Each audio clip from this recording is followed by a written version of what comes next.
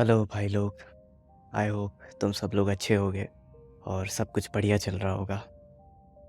आज की ये वीडियो बहुत ही खास होने वाली है क्योंकि आज मैं कोई गेम नहीं खेल रहा हूँ। आज मैं तुम लोगों को एक किस्सा बताने वाला हूँ जिस किस्से को याद करके आज भी मेरे को डर लग जाता है। ये बात है जब मैं 4th या 5th क्लास में था। उस टाइम मेरे को गेम्स खेलने का एक नया नया शौक लगा था। सबको पता है यार, उस टाइम पे 4th 5th क्लास में वो कैसेट आती थी। उन कैसेट्स मतलब उसमें मारियो और कॉन्ट्रा और पता नहीं कौन कौन से गेम्स आते थे। उसमें तो चूना भी लगाया जाता था। 9999 गेम्स होते थे बट एक्चुअली होता है 10 ही गेम थे जो रिपीट पे होते थे। एनीवेज, मैं जब गेम खेलता था तो मेरे साथ मेरा एक दोस्त भी था जो आज कहाँ है मुझे नहीं पता। उसका नाम इस वीडियो के लिए नहीं, रहने दो। मैं बस उसे अपना दोस्त बुलाऊंगा क्योंकि मैं नहीं जानता कि वो बंदा अभी आज जिंदा भी है या नहीं है।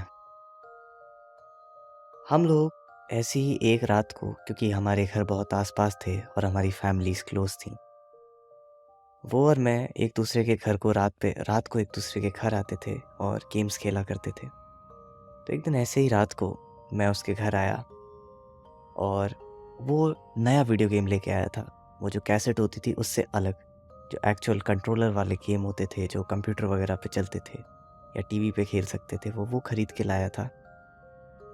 वो एक हॉरर गेम था। हम दोनों ने उस गेम को मुश्किल से 15 मिनट खेला होगा क्योंकि उसके बाद हम दोनों बुरी तरह से डर गए थे। अब गेम कौन सा है मैं तुम्हें वो तो मुझे बताऊं क्या।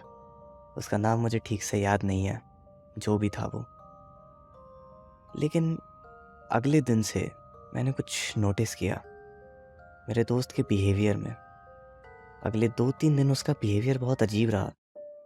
यूजुअली वो बहुत ही एंथुजियास्टिक टाइप का बंदा था, मतलब हंसना खेलना और बेसिकली एक्साइटेड रहना, ये उसके ट्रेट्स थे। बट ये सब चेंज हो गया था।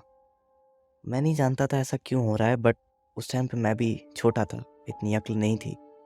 मैंने इग्नोर किया।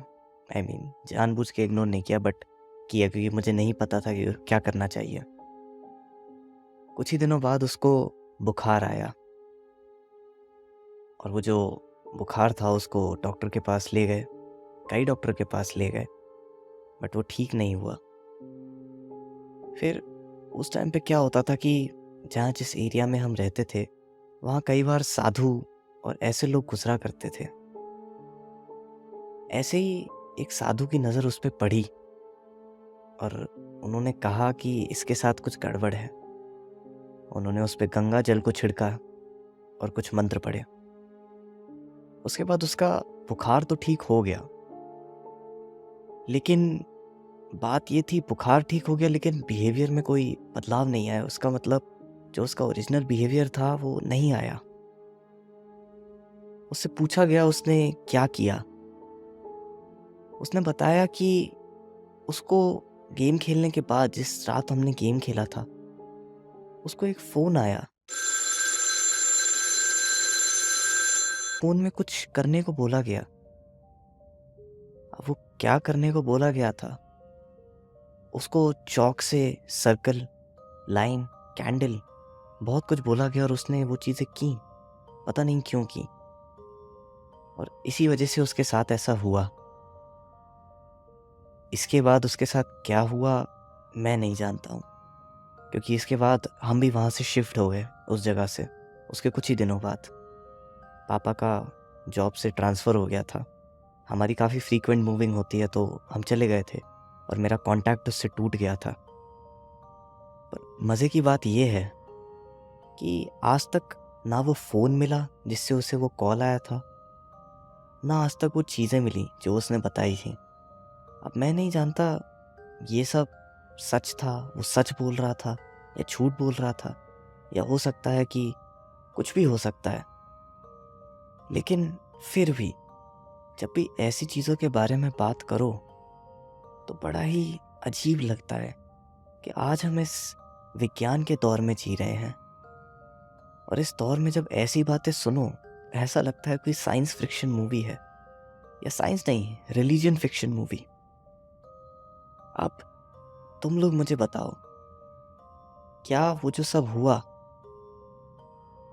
क्या था वो?